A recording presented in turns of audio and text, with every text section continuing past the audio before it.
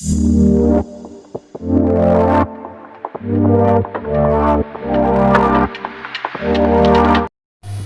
The lord. హల్లెలూయా. ప్రతి ఉదయము దేవుని వాగ్దానములు విని వాటిని అనుసరించి వాక్యానుసారంగా మనము నడుచుకునుట మనకెంతో ధన్యత. ఈ దినమునకు ఏర్పాటు చేయబడిన వాక్య భాగము యెషయా గ్రంథము 65వ అధ్యాయము 2వ వచనం. తమ ఆలోచనలను అనుసరించి చెడు మార్గమున నడుచుకుని లోబడని నల్లని ప్రజల వైపు దినమంతయు నా చేతులు చాపుచున్నాను. యెషయాకు కలిగిన దర్శనంలో దేవుడు ఇలాగ వాక్యం ద్వారా మనకు తెలియజేసినారు. ఎవరైతే దేవుని భయం లేకుండా వారి సొంత ఆలోచనలు, సొంత తెలివి మీద ఆధారపడి దేవునికి విరోధముగా చెడ్డ పనులు చేస్తున్నారో అటువంటి వారి గురించి యేసయ్య రోజంతా చేతులు చాపి ఎదురు చూస్తున్నారు. దేవుని మాట విని వారి యొక్క చెడుక్రియలు, చెడ్డ ఆలోచనలు వదిలిపెట్టి మంచి మార్గంలో నడుచుకుంటారని దేవుడు ఎదురు చూస్తున్నారు. ఎంతోమంది దైవజనులు మనకు దేవుని వాక్యాన్ని అందించి చెడు మార్గముల వైపు వెళ్ళవద్దని బోధించున్నారు.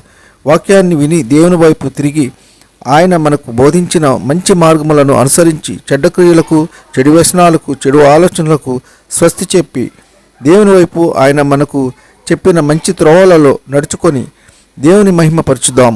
ఈ కొద్ది మాటలు దేవుడు దీవించునుగాక. ఆమెన్. ప్రార్థన. కృపా సత్య సంపూర్ణుడా, మీ ఘనమైన ఉన్నతమైన నామమునకు వేలాది వందనాల స్తుతులు చెల్లించున్నాము తండ్రి. గడిచిన రోజంతా మీ రెక్కల నీడలో మమ్మల్ని కాచి కాపాడినందుకు మీకు స్తోత్రములు. మరి యొక్క నూతన దినమును మాకు అనుగ్రహించినందుకు మీకు వేలాది వందనాలు స్తుతులు చెల్లించున్నాము తండ్రి. మీ మాట చొప్పున, మీ ఆలోచన చొప్పున మేము నడుచుకుంటాం. మాకు ఎంతో ధన్యత. మా యొక్క ఆలోచనలు, మా యొక్క మార్గములు మాకు హాని కలిగిస్తాయి తండ్రి. మా సొంత తెలివి, జ్ఞానము వ్యర్థము తండ్రి. మీ యొక్క ఆలోచన, జ్ఞానము మాకు కావాలి అయ్యా. మీ అందు భయభక్తులు కలిగి ఉంటే జ్ఞానము, తెలివి, బుద్ధి, వివేచన, జ్ఞానము కలుగుతాయి. మా యొక్క చెడ్డ మార్గములను, చెడ్డ ఆలోచనలను వదిలి మీ యొక్క నీతి మార్గంలో యథార్థంగా ఉంటే మా జీవితములు బాగుపడతాయి తండ్రి.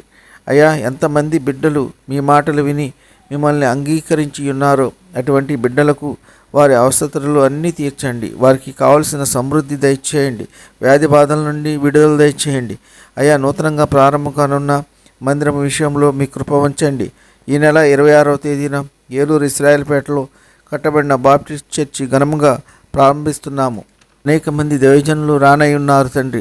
మీ కృప ఉంచండి. ప్రతి ఒక్కరూ మీ ఆలయానికి వచ్చి మిమ్మల్ని స్తుతించి ఆరాధించి గణపరిచే కృప దయచేయమని ప్రభువైన యేసుక్రీస్తు పేర వేడుకుంటున్నాము తండ్రి. ఆమెన్. మీరు విన్న వాక్యము మీకు ఆశీర్వాదకరంగా ఉన్నట్లయితే లైక్ చేయండి, షేర్ చేయండి, సబ్స్క్రైబ్ చేసుకోండి. ఇలా చేయడం వలన మీరు కూడా దేవుని పరిచర్యలో పాలిభాగస్తులు కాగలరు. మీ సహోదరుడు కోలా డానియల్.